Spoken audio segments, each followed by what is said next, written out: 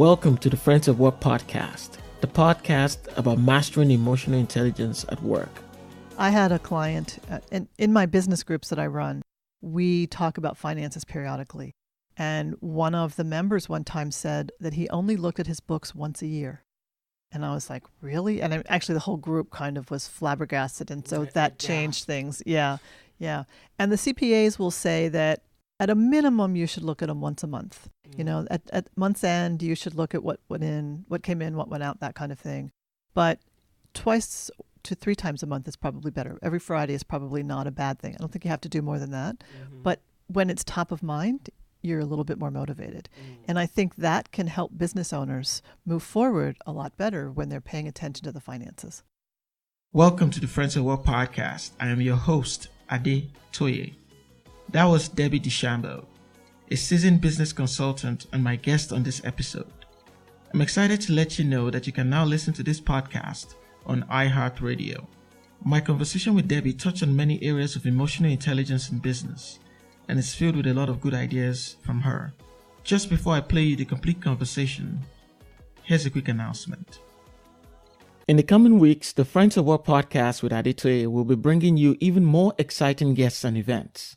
To support this podcast and to learn more about our future plans, please go to patreon.com/friendsatwork. That is patreon.com/friendsatwork. Thank you. I'm Debbie DeChambeau. My company is Select Business Team. I've been in business since 2001, and prior to that, I was an insurance agent. I am still a licensed insurance agent, but I haven't sold any insurance in probably 20 years.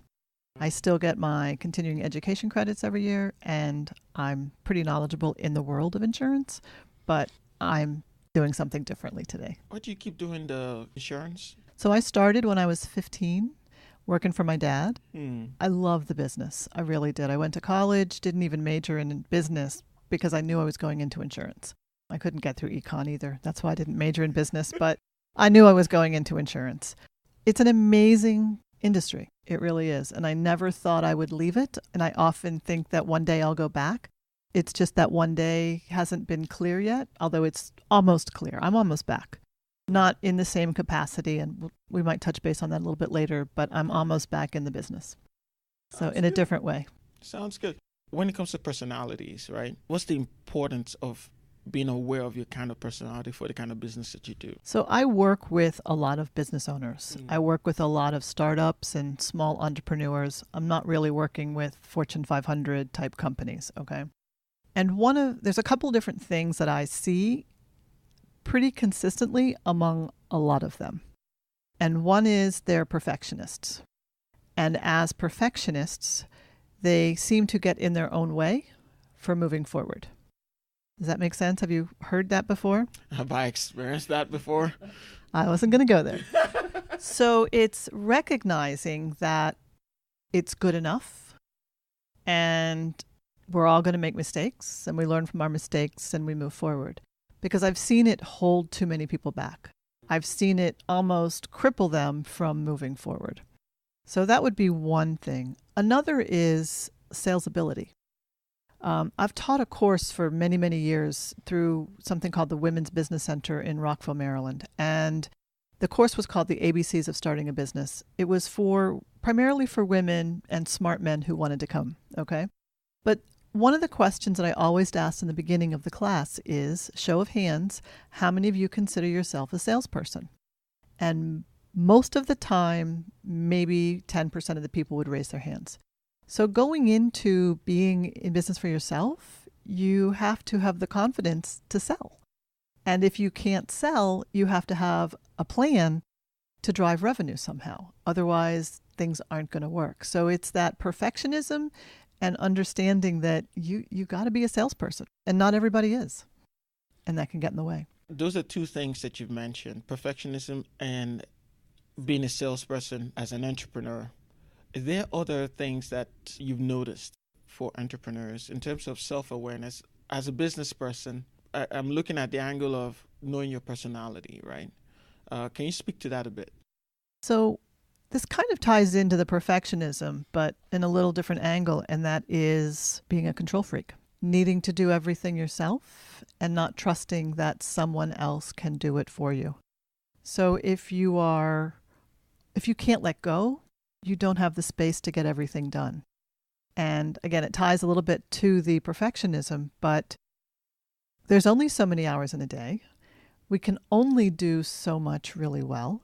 And until we're able to let go of some stuff, either by bringing on an intern, outsourcing it to something like Fiverr or overseas to the Philippines, whatever makes the most sense for whatever it is you're doing, until you're able to get some of that stuff off the plate, it's really tough to move forward. I heard you say that you were bootstrapping it, and there is nothing wrong with bootstrapping it. When you're bootstrapping it, oftentimes what you have to do is do everything yourself. So to outsource it somewhere can get difficult. So the other challenge that people run into in that scenario is they're doing multiple things, not doing one thing and staying focused on one thing, which can get in their way also. I need to take a moment and let that sink in.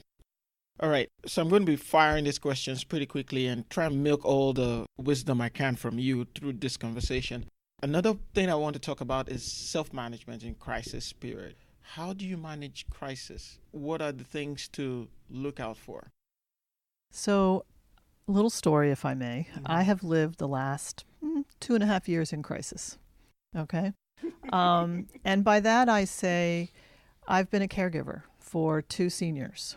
And those seniors take up a lot of time. It's almost like having a baby. It really is. There's been the emotional and there's been the time commitment of the two. And it really has impacted my business in ways that I don't know that I really want to talk about, okay?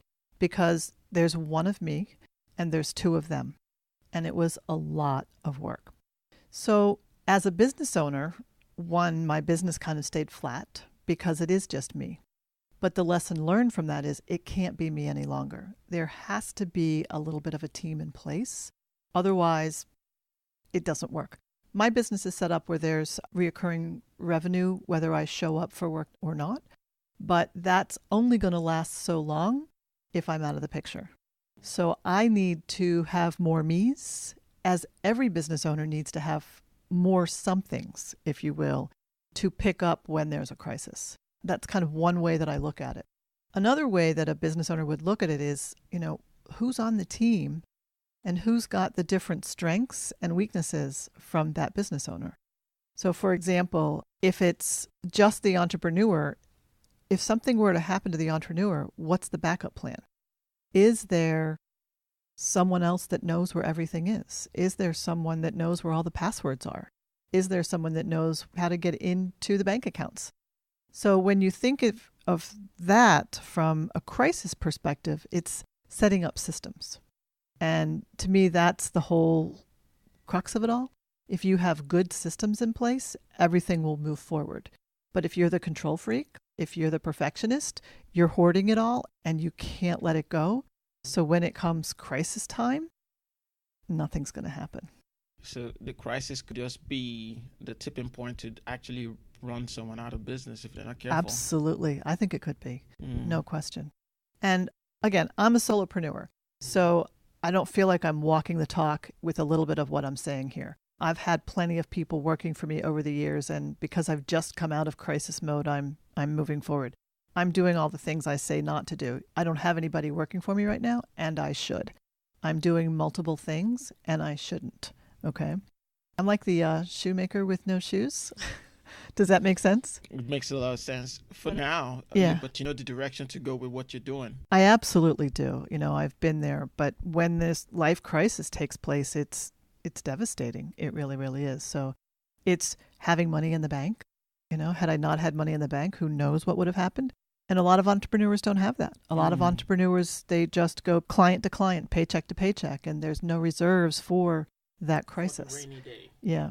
For when there is not enough coming in. Correct. There's a podcast out there, I can't think of the name of it, but they talk about, sort of divvying up. Every time you get paid for something, you divvy it up into different accounts.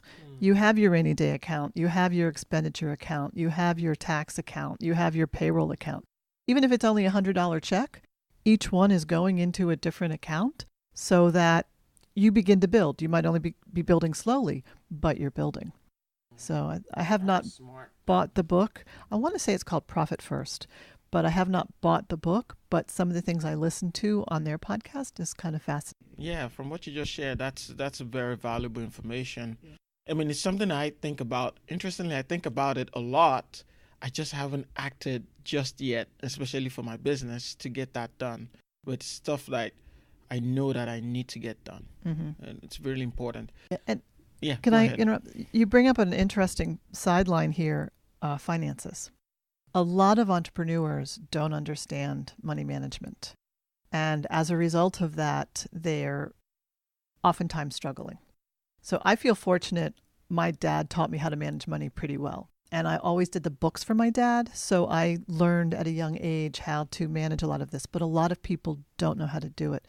When I go and see my tax person every year, she's like, oh, all the people that bring me stuff in brown paper bags. You are so organized, Debbie, But because people don't understand how valuable this information can be from so many aspects of business.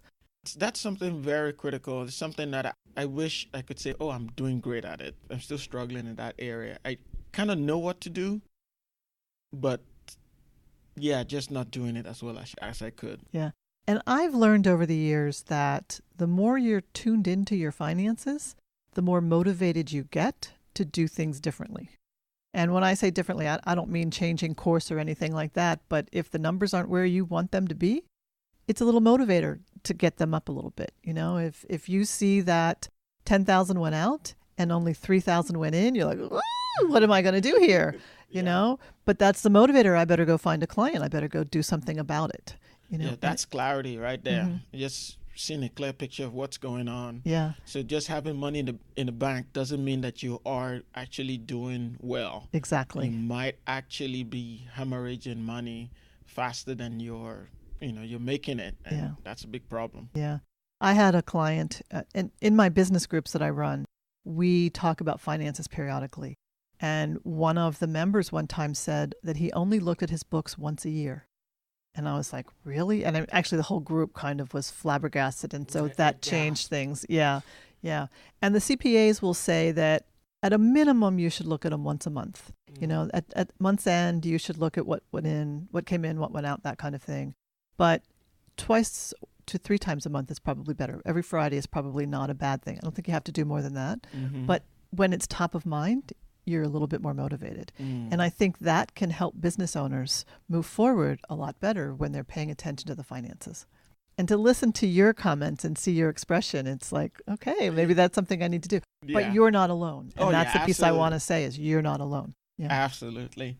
All right. So I want to look at the other side of this because it's pretty easy, especially for someone who thinks like I do, to ask questions about, the crisis period. What about in times of prosperity? And I'll give you a background. There's a saying in my Yoruba culture. They say, I'm going to say it in my language, in Yoruba, which is Ayokaya Longpayan. And the thought behind it is that sometimes when you are doing well, you do foolish stuff. I'm going to take a step back, if I may.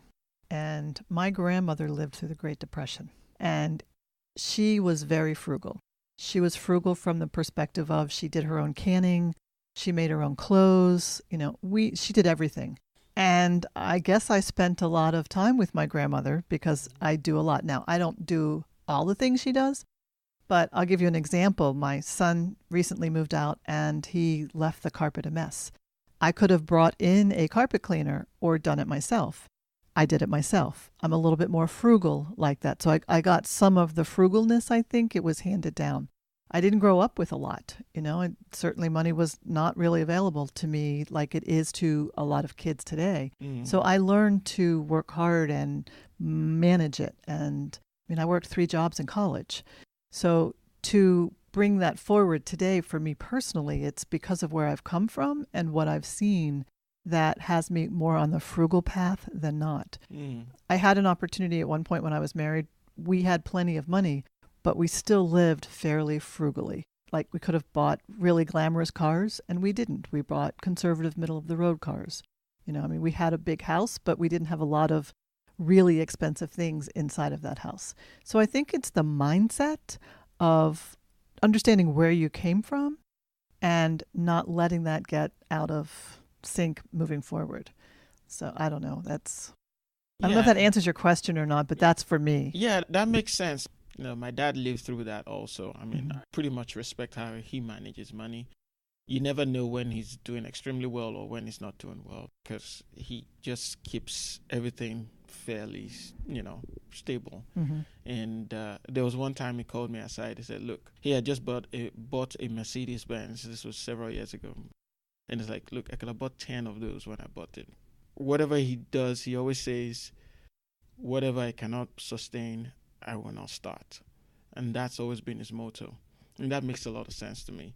But I don't see that happen for a lot of people, where it's just that when you have a lot, you spend a lot. When you have a little, you spend a little. But just being able to have the discipline to be that kind of middle of the road, find a comfortable spot and just say, this is how I'm going to live, irrespective of how much is coming in, that kind of thing. There's so much that could be said about that. There's the old saying, keeping up with the Joneses. So it's, what are my neighbors doing? And I need to keep up with what my neighbors are doing. And I don't subscribe to that philosophy. I don't. I will never have a Mercedes. It means nothing to me. No offense to your dad. No, I do respect that. Yeah, but it's just, that doesn't do anything for me. I want a car that I can depend on, that's going to get me from point A to point B, that's comfortable. Now, maybe a Mercedes would be comfortable. I don't know, but I could do a lot more with that money, exactly. Than put it into a car. But at the same time, there are people also who have egos, and sometimes the money gets spent to make the ego feel better. So that's sort of another path that can go to people not being wise with their money. And another one is insecurity in life. They just can't. They can't find anything that makes them happy. So spending money makes them feel good. Going shopping makes them feel good. Yeah, I've never understood that. But I mean, it's a thing for some people. So I respect it for them. And, right. It's just something I cognitively have not been able to wrap my mind around. Yeah. And I think in the U.S., and it could be ways in other countries, but I don't travel to other countries that much, but we are so bombarded with advertising. I don't think there's any other country on the planet that does it like this. No, and it's so. It's bigger, better. I mean, TVs. Why do we need a 500-inch screen TV, whatever the big things are? Hello, it's going to hurt our eyes at some point. Then you're going to have to get more glasses. Just not something I understand. The eye doctors are thanking the TV guys. They just keep showing them screens, and we keep making glasses for them. Exactly. But not to say that there's a direct correlation. I'm just saying that sometimes if you stare at screens too much, it might be a problem for your eyes. There you go. Yeah, we need to clarify that for sure. Yeah. But I think there's a lot of factors that can go into something when people aren't responsible with their money. I don't know that it's always one thing. As a parent, I feel like my generation of parents has kind of made it really tough for our children's generation, because we had it all and we suffered. I'm speaking as a generation of parents, not just me or one or two other people, but we spoiled our kids. We gave them everything they wanted, and we didn't really make them work hard like we had to work hard, if that makes sense. So it'll be really interesting to see where that generation goes with finances moving forward, So I don't know yet, but it will be interesting to see. That's some big picture look at this. We'll see. It bothers me too when I think about it. But and credit cards, anybody can get a credit card, and not everyone should have a credit card. And if we look at my grandmother's days, it was you save the money and then you go get what you want. You don't go get what you want and then go save for it, basically. Yes. Pay it off afterwards. But do you know that somehow I still live almost 100% of my life that way right now? That's good. I save up for anything that I want. And this is crazy, though, for some people. I cut off my credit cards about 3 years ago. It's just like, I'm done. That's good. It's like, I can't live this way. Yeah. If I want it, I might pine for it, but there's something about that discipline of delayed gratification, which I feel is very missing from this system. Yeah. Everybody wants immediate gratification. Like, I want it now, and you can go get it now. You don't, and it's so terrible. These days, you think about it, you can actually buy it on your phone right there and then. You don't have to go to a store. You don't think of, oh, I'm going to drive over there and go through traffic. No, you buy it on your phone, and in 2 days, it's delivered to your doorstep. Right. And people are upset when it comes in 2 days and not the same day. But these are the things that are impacting on people's emotions. Absolutely. That actually influence their intelligence emotionally at work and at play and generally at life, because people want stuff and they want it done. They want it now. Mm-hmm. They want stuff done for them now. They want the things they want now. And the TV tells them all the time, why wait? You can have it now for 50 easy installments of such and such. I'm like, no. So let's take what you just said back to the workplace for a minute in a different way, and how things are changing in the workplace a little bit now. It used to be that most companies were open 9 to 5. Maybe they'd be open 8 to 6, but basically you opened at a certain time, you closed at a certain time, and business was over. Mm-hmm. Now people feel they have to be accessible 24/7, because if they're not, they're going to lose business to somebody else. This is particularly true in the real estate world, where most realtors work 24/7. I'm not saying it's right or wrong, but it's that instant gratification. I'm the client. I want you to answer my question at 11 o'clock at night. And the real estate agent says, sure, I'm here. I'll help you. So it's changing the whole way that work is done, the expectations of people at work. It's one thing for you and I as entrepreneurs to work 24/7 because we're doing it for us. It's another when your boss is like, well, somebody's got to be working 24/7, I was listening to a different podcast last night. I always listen to them. And it was someone who works for one of the podcast companies. I forget which one he works for now, but they're headquartered in Europe. This guy was located out west somewhere, maybe the state of Washington or Ohio. They had somebody in New York and they had somebody in South America, but they were in like 6 different time zones. And so from a company perspective, he was like, yeah, I have to work till 12 or 1 o'clock in the morning to accommodate one group of employees, but I have to be up at 5 or 6 in the morning to accommodate another group of employees. So this worldwide workforce can be great, but if one person has to be accommodating both schedules, that's almost crazy. Question is, how long can we sustain this before we go crazy? Exactly. And I think this also ties into why we're a generation that's more dependent on medication. Mm-hmm. And there's all of this talk about, abuse of drugs that's happening because people are making their bodies do what it wasn't designed to do a lot. I mean, there are other reasons, but part of the reasons is that people want to be chipper and happy and awake when their body naturally should be asleep, and they're not resting enough. And these things really impact on general well-being and happiness and how we get to interact with one another in ways that are safe and meaningful, because the rate at which people break psychotically is alarming these days when you think about it. When you work a schedule like that 2-4-7, right? How you how can't. We're not built for that. Exactly. You have to get sleep, whether you want to acknowledge it or not. You have to get sleep, and even if you don't need it for 2 weeks, your body is gonna cut off at a much earlier age than had you gotten the normal amount of sleep. So, you're just you're cutting off your life at the end of the years. Kind of like a credit card system. Mm-hmm. You're paying, you're buying stuff right now, but you're going to pay for it later. Exactly. Exactly. It definitely all ties into play there. Yeah. So I want to delve into your experience consulting, and I want to ask about managing challenging but productive staff. There's sometimes you have a staff who's probably great at the job, but they're pretty difficult to manage for their colleagues and for the boss in other areas. And you're thinking, well, when I look at the bottom line, he's bringing in the bacon, but he's making life really difficult for everybody else. What are some of the things that you would suggest for somebody who was dealing with that kind of situation? A lot of it goes back to what's the type of work environment that you want to create. If you want an environment where you want everybody to be cohesive and you want to create a family-friendly, good place to be, that person has to go. It doesn't matter the revenue. You're going to lose your employees, the rest of them, because they're so miserable working with the bad egg. We'll call this person the bad egg, if you will. So you just don't have a choice. I've worked in offices where they were ogres. The bosses were the ones that were like, oh my God, I can't believe people are this way. But that was the tone they set in the office. So because of that, if you had a bad egg, it kind of went right along with the boss, and it didn't matter. So then the message would be, get along. If you don't like it here, then leave.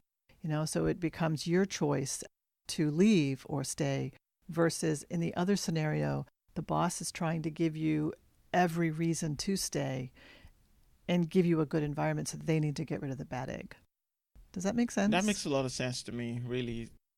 Depends on what leadership wants. So the owners of the business want it to look like. Correct. And so if this person's personality fits in, well, continue, right? Correct. And if not. Yeah. I have a cousin who works for a bank that was just purchased. And so the new bank just offered her a position last Wednesday, but she didn't know what was going to happen.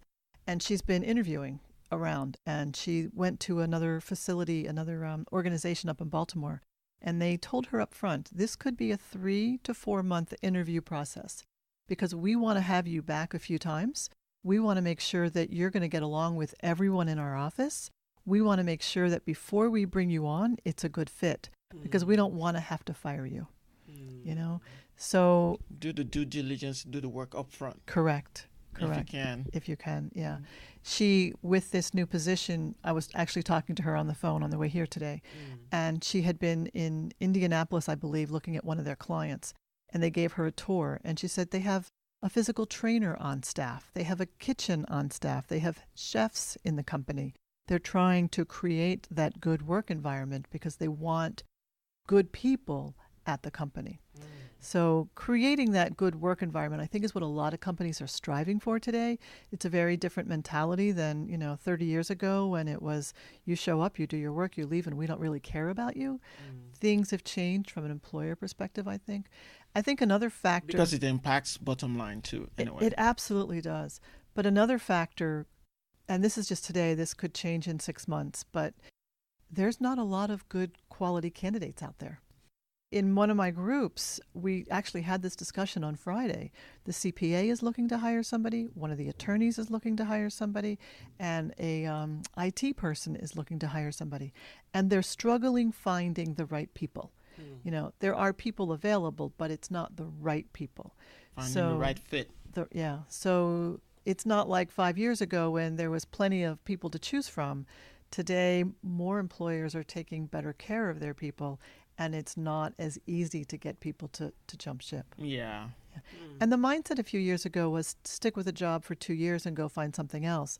And now a lot of employers frown upon that from a hiring perspective, because they want to know you're going to be with them for a while. So if you only have a 2-year track record for the last 6 years at a company, it's like, well, we might only have them for 2 years, and do we really want to make the investment in them to think that they'll be leaving after 2 years as well? In fact, it got to a point, it was just a year, not even 2 years. Just hopping from job to job was a thing.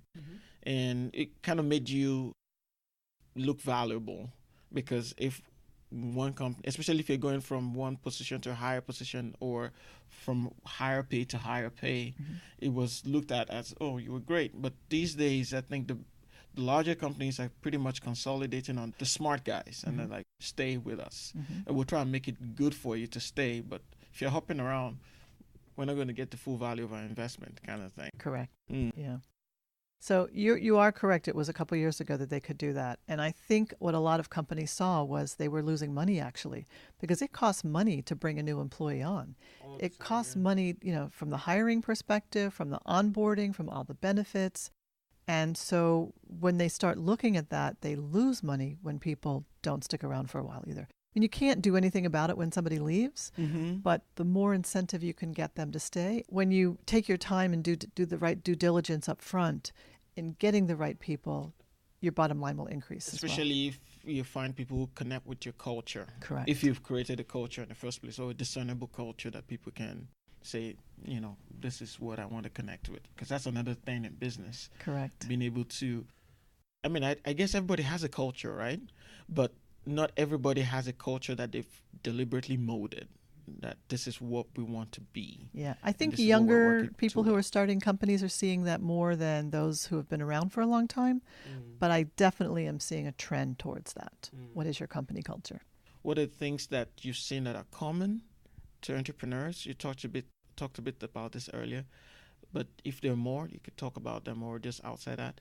And what are the things that you wish you saw more in entrepreneurs? So emotional intelligence skills that are common, and those that you wish you saw more with, especially with entrepreneurs who are starting out. Would you consider when I used perfectionist emotional intelligence? Yes, that would be Okay. some Okay. form of yes. So I think recapping that, and as much as I don't know that it's an emotional intelligence, but this whole sales thing I think is really important. Okay. But with that is self-motivation. Okay. How well can you motivate yourself? Are you someone who needs someone to tell you what to do every day? Or are you someone who can think outside of the box and do it on your own? And I think that is one of the characteristics that can determine if you're going to be successful or not. I think some of the other things that I talked about before can get in the way of the self-motivation. But if you're not motivated, it's going to be a struggle. One of the things I see a lot is when you are an employee of a company, you have your boss to answer to. And if your boss says stay till 4 o'clock and get this project done, you're going to get that project done by 4 o'clock. When it's yourself and you say, I want to get this done by 4 o'clock today, if your girlfriend calls and says, hey, what about lunch? Or the kid calls and says they're sick, you might go do that because you're the boss and not meet that 4 o'clock deadline that you set for yourself. So I see that a lot of startup companies and even more mature companies need some sort of accountability. They need someone to hold their feet to the fire to say, you said you were going to do this and you didn't. What's going to get you to get it done?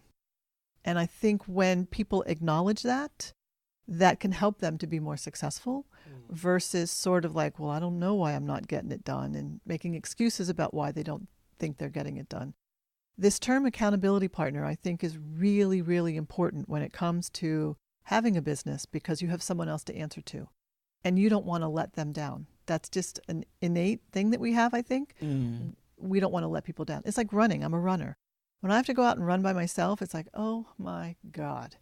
But if I know that my group is going to be meeting at 6:30, I'm not going to be late. Yeah. And I'm going to text them if I am. I'm accountable to them because they're counting on me and I want to be with them. Yeah. So when you put that into a business, this is why being a solopreneur can be so difficult because there's no one to answer to. Kind of on a little different level, but the same thing about nobody to answer to. I remember when I first started on my own. I had my own insurance agency for a little while, and I had come from an office of 50 people. And when you would make a sale in the big office, everybody high-fived you. Everybody was so excited for you. When I was home alone, there was nobody to high-five. So I started high-fiving the wall. You got to do what you got to do. But you need that support. Yeah. People don't recognize how much they need that support. That emotional support that keeps you going. Absolutely. Yeah. It gets you fired up. It gets the belly going. Let's do this. Yes, absolutely. And you can do it by yourself, but you feel kind of silly doing it by yourself. You can do it by yourself for only so long, I think. The energy for keeping going is drained over a period of time if you're doing it alone. Yeah. Yeah, I see that. Yeah. I've experienced that. Yeah. And so we have coaches today. Now, coaches are a dime a dozen today. So finding the right coach is really important. One that truly is a coach and not a business has-been, if you will. But I do believe that that's what business owners need, is they need someone to lift them up, to keep them going, to keep them motivated. Or a mastermind type group, where you're meeting with other business owners and you're talking about things and you get motivated by that. a little bit like our podcast meetup. Yes. You hopefully get a little inspired coming to that. That's part of my business group, my motivational group every month. Good. I'm here with my people, Yeah. people who get me, Yeah. and who get what I'm going through, Yeah. who get how my business is running. It's really important to do those sort of things, especially when you're still in the solopreneur stage. Yes. And being a business owner is a lonely place to be. A lot of people don't realize that. And if you're home-based, it's even worse.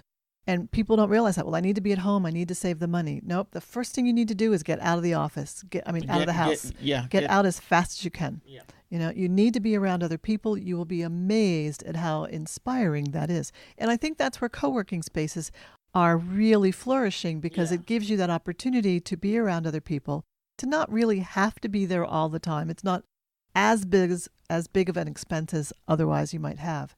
But it gets you around people, which is critical. Yes, I totally agree with that, and I've experienced that very practically. And know the difference in the feeling between when you're doing it all by yourself and when you have people who are not even particularly in your business, but just having all the people around you working. Yeah, there's just something about that gets energy. You going. That Absolutely. energy you can tap into. Absolutely. It's great. So let's move to conflict. Uh-oh. Oh, conflict. I don't like it. I don't like conflict. I retreat. So, and this happens where you probably have a client and you presented something to the client and you're like, and from experience, from your training, from your skills that this is the right action. This is the right way to go. And your client heard something on TV or some friend that they trust who knows nothing about your profession just gives them an advice, and they go for that harebrained, half-baked advice from somebody else, and you're like, no, this is how it should be. But the client is, sticking to their guns, but you don't want to lose the client. Mm-hmm.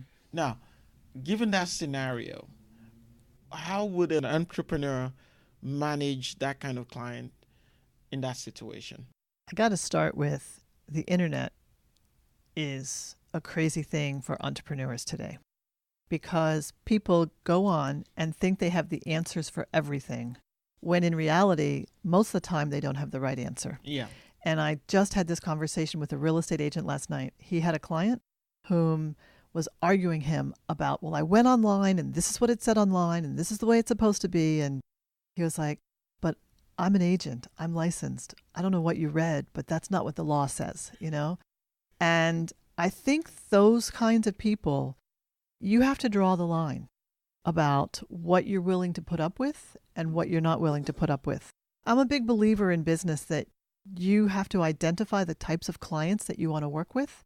And if that person isn't making you happy, and that might be kind of a broad term, but if they're causing more problems than they're worth, you have to say goodbye. Bye, Felicia. Potentially, yes, absolutely. But you have to be patient at first. You try your best to explain things. You do your best to take the high road with things, to give them the right answers. But if they're going to fight you tooth and nail, you just got to say, I don't think we're a good fit. Let me see if I can help find you someone that I think you could work with better. And, maybe provide them with 3 names so that they could interview those 3 people. But why make yourself miserable? Now, when you're starting off in business, you're like desperate for any kind of client that you can get. But what ends up happening is those bad clients create so much emotional drama that you're losing money. You're losing productivity. You're not functioning to the best that you can be. And it could even hinder you getting better business. Yeah, absolutely. I had one of those clients, I don't know, almost 10 years ago. And every time the phone would ring, I would dread it. Like, oh my God, look at who's calling. And it would be an hour of recovery when we got off the phone. Like, I can't believe I just went through this. And I probably put up with it for about a month. And after that, I was like, I can't do this anymore. I can't get anything else done. I'm spending too much energy on this person. The good news is he felt it before I did.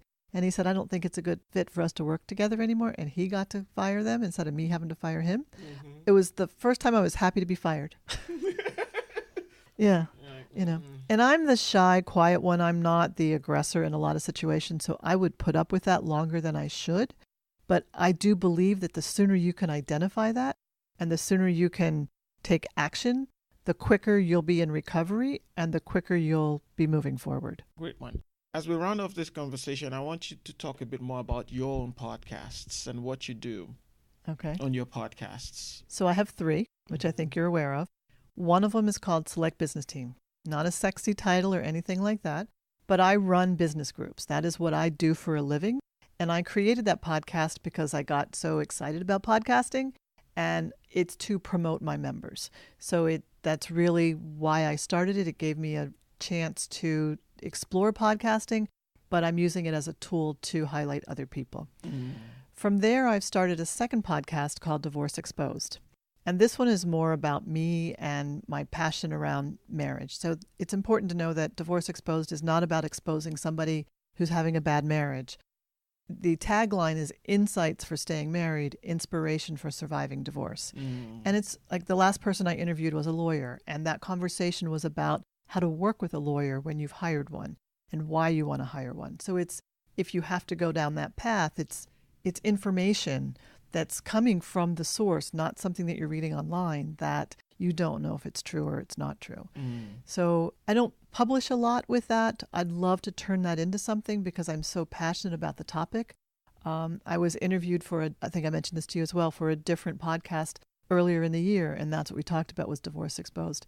And as I've listened to it, it's like, it's a helpful story that I think others can learn from, because not everybody grew up as a product of divorce like I did, as well as gone through the divorces like I have. So it's there's lessons to be learned on both sides from that. So again, it's more of a passion project. My third podcast, which I launched earlier this year, which is where I see my next business going, if you will, it's called The Business of Insurance. And I initially started it as a way to talk about the insurance business for those people who are younger, to get them excited about the industry, because there's a lot of openings and there's not enough people to fill the openings. Young people aren't thinking about a career in insurance. Most people don't think about a career in insurance. It's just you either get there because a family member was there or you were desperate for a job. Okay.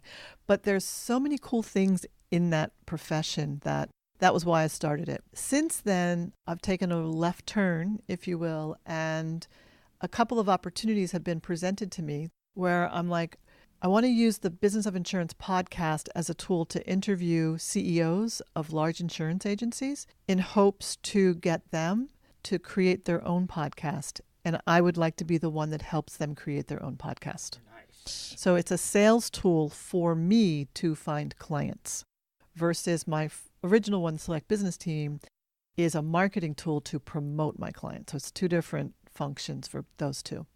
Nice. So thank you so much for being on the podcast. This has been a very enlightening one.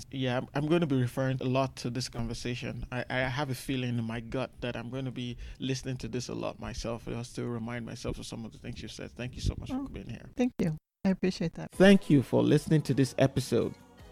You can support this podcast by going to patreon.com/friends at work. That's patreon.com/friends at work. You can also reach me by email at myfriendtoye@gmail.com. My Facebook page is Friends at Work Podcast, and my Twitter handle is at Friends at Work US. Join me next time for another episode of Friends at Work Podcast with Ade Toye. Bye for now.